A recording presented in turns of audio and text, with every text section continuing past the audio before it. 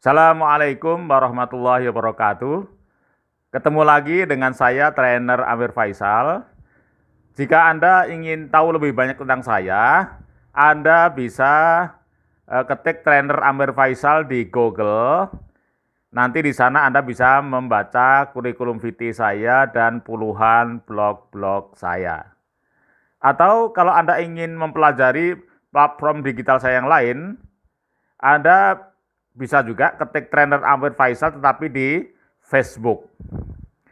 Baik teman sekalian, kita lanjutkan pembahasan kita tentang digital marketing ya, khususnya triangle digital marketing. Kita sudah membicarakan kemarin pada bagian ketiga yaitu conversion ya, meraih conversion. Di mana conversion itu adalah kalau di dalam bisnis ya, di dalam penjualan yang namanya conversion itu adalah persentase besarnya transaksi ya dibandingkan dengan orang-orang yang kita kunjungi. Jadi misalnya kalau dalam penjualan offline itu ya, misalnya salesman kita sudah mengunjungi 100 orang, kemudian yang bertransaksi hanya 2 orang, maka konversinya adalah 2%. Ya sama dengan Anda. Jadi ketika Anda membroadcast sesuatu di media sosial, di situ berapa banyak di situ yang merespon atau berinteraksi atau traffic ya dari konten yang Anda buat itu ya. Maka dari misalnya sekarang 1.000 orang di situ yang berinteraksi, dan kemudian dari 1.000 orang itu kemudian yang ikut partisipasi ya atau mendaftar ya program-program Anda.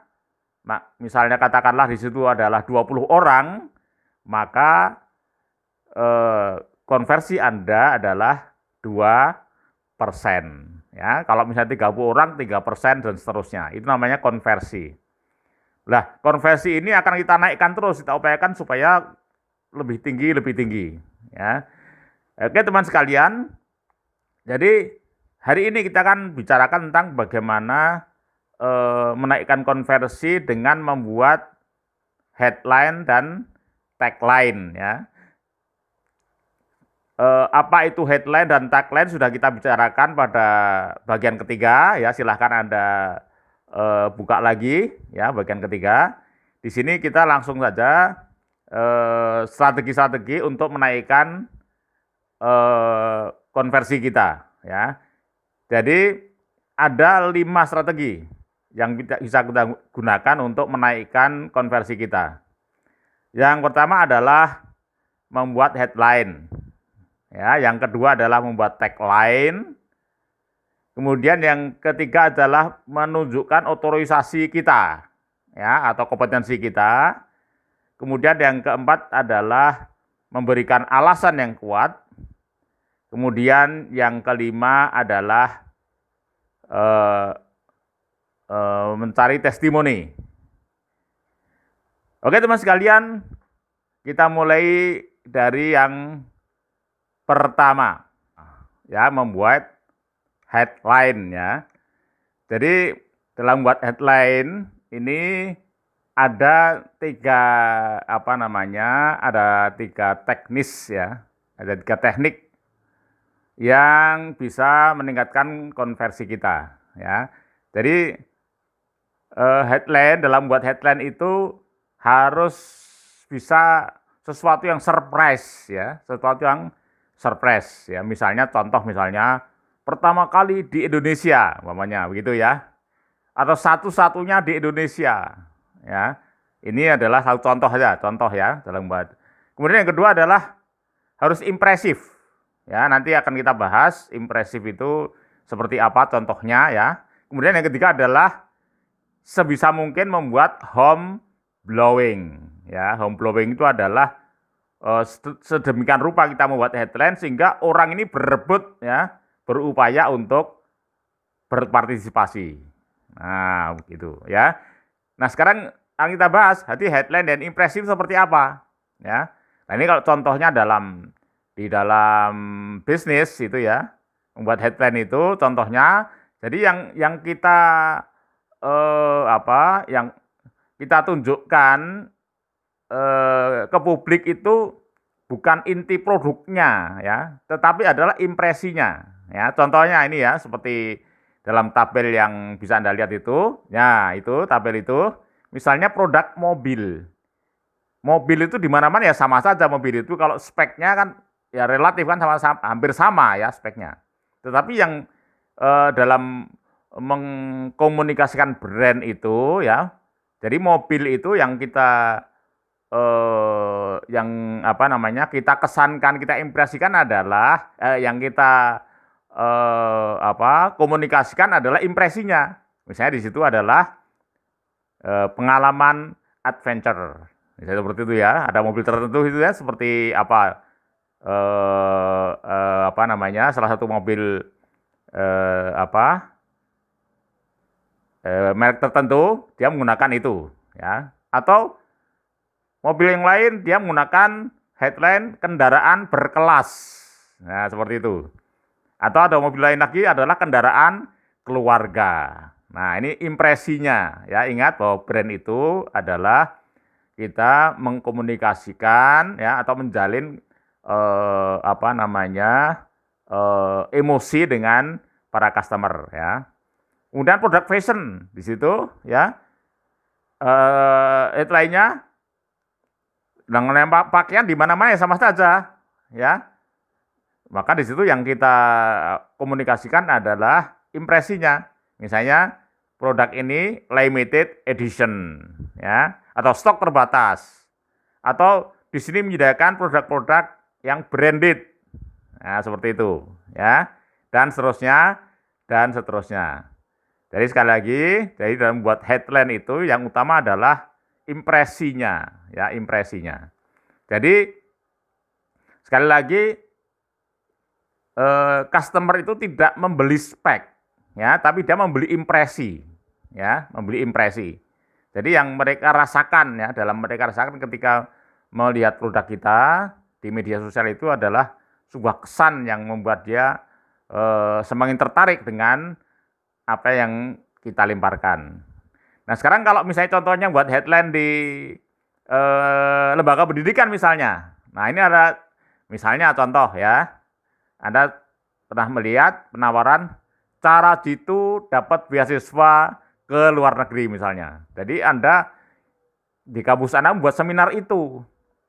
Ya, jadi otomatis dengan membaca headline itu orang, wah ini kalau saya kuliah di kampus itu, saya ada peluang untuk sekolah, dapat beasiswa sekolah ke luar negeri. Ya, jadi membuat headline cara jitu dapat beasiswa ke luar negeri misalnya. Atau misalnya membuat lagi seminar, membongkar 7 cara lulus S1 cum laude 3,5 tahun misalnya ya. Ini juga sebuah headline. Nah sekarang kalau tagline apa ya? Cara contoh buat tagline ya. Seperti kemarin kita sampaikan bahwa nanti Anda buka lagi di bagian ketiga bahwa tagline itu apa. Jadi tagline utamanya adalah sesuatu memang sebenarnya sudah ada di sebuah lembaga itu, di korporasi itu ya, di organisasi itu. Tapi dia kemudian harus terus diupdate ya. Jadi memang dia sudah menjadi identitas dari sebuah korporasi ataupun lembaga ataupun organisasi. Ini contohnya misalnya mobil lagi ya. Misalnya contoh tagline dalam buat tagline. Anda tentu lihat apa tagline Toyota. Tagline-nya adalah inovasi tiada henti. Nah, kemudian kalau BMW adalah tagline-nya mobil berkelas ya. Kalau Kijang Innova yang besar ya, dia juga punya tagline adalah mobil keluarga. Nah, ini tagline, contoh tagline. Nah, sekarang kalau di lembaga pendidikan apa tagline itu? Nah, ini kalau coba Anda lihat. Nah, tagline itu juga bisa dikatakan juga slogan. Saya sudah membuka Google. Nah, ini ternyata kebanyakan di sana slogan itu terlalu keren gitu ya. terlalu apa ya, terlalu keren sehingga tidak begitu nyambung ya dengan anak-anak milenial, nggak begitu nyambung ya. Bahkan ada yang bahasa Inggris. Ya maksudnya biar lebih keren ya. Tetapi mungkin bagi kalangan tertentu dia nggak nangkep. Jadi secara psikologis itu nggak nyambung ya antara pembaca slogan ya, atau tagline perguruan tinggi itu dengan mahasiswa yang membaca. Sehingga akhirnya tidak nyambung ya. Banyak sekali saya udah baca itu. Anda juga boleh cari ya di Google slogan-slogan perguruan tinggi. Kebanyakan dia terlalu apa? Terlalu keren ya, terlalu keren sehingga tidak nyambung. Nah ini maka saya kasih contoh misalnya. Ada nggak yang buat seperti ini misalnya? Kampusnya para entrepreneur muda. Nah, ada nggak seperti itu? Kan belum ada. Nah, berarti kan nyambung ini. Ya sekarang coba lihat anak-anak itu dia begitu terpikat dengan terminologi entrepreneur. Kenapa kita tidak membuat tagline seperti itu? Kampusnya para entrepreneur muda. Atau misalnya kampusnya calon pemimpin. Nah, seperti itu. Ini adalah sebuah contoh membuat tagline ya.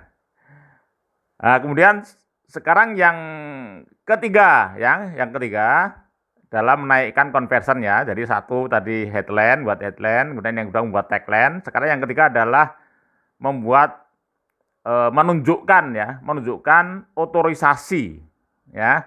Nah, ini otorisasi misalnya kalau perusahaan ini biasanya dia kalau dia tergabung dalam misalnya ada perusahaan baru tetapi dia belum dikenal tapi dia merupakan sebuah anak perusahaan dari perusahaan yang sudah dikenal. Nah, biasanya dia membuat otorisasi, menunjukkan otorisasi itu misalnya perusahaan kami tergabung ya. Misalnya ya, tergabung di dalam perusahaan bla bla bla. Itu kalau perusahaan yang baru atau anak perusahaan yang anak cabang yang dari perusahaan besar di luar negeri kemudian dibuka di sini. Tapi kalau ada misalnya perusahaan UKM, misalnya seperti itu, dia bukan grup yang besar, dia biasanya menggunakan perusahaan kami telah berpengalaman. Nah, seperti itu. Ya, jadi ini menunjukkan otorisasi. Ya. Nah, kalau di lembaga apa sekarang lembaga sosial, nah di situ biasanya dia gunakan akreditasi. Nah, ini adalah otorisasi. Jadi lembaga kami telah terakreditasi bla bla bla bla. Atau kampus kami telah memiliki 100 guru besar. Nah, seperti itu. Ya. Nah, kalau ada di situ yang termasuk dosennya jadi menteri disebutkan juga ya, menteri ini, menteri itu. Ya, ini adalah menunjukkan otorisasi. Teman-teman sekalian, 3 hal ini kalau Anda lakukan ya, jadi membuat headline, kemudian membuat tagline dan menunjukkan otorisasi itu, maka nanti konversi dari akun Anda nanti di sana akan meningkat dengan baik ya, meningkat tinggi, apalagi kalau kemarin sudah sebagian kita bahas dalam bagian ke-1 dan kedua, apalagi Anda mendesain dari apakah fanpage Anda ya, apakah channel YouTube, apakah website itu dengan desain yang sangat bagus ya, dengan kalimat yang sangat bagus ya, maka itu akan semakin membuat akun Anda ya akan dibanjiri oleh para pengunjung ya. Baik teman sekalian, nanti kita akan lanjutkan bagian yang terakhir, yang kelima adalah alasan ya. Jadi para pengunjung akun Anda ya, ini harus punya alasan yang kuat ya. Tunjukkan pada Anda, dari lembaga Anda, korporasi Anda, organisasi Anda, ya, kenapa harus berpartisipasi, ya. Kalau misalnya Anda membuat program, kenapa harus ikut program Anda, itu dengan sebuah alasan-alasan menurut Bethard Ching Formula. Baik, sampai ketemu lagi pada bagian yang ke-5. Sekian, Assalamualaikum warahmatullahi wabarakatuh.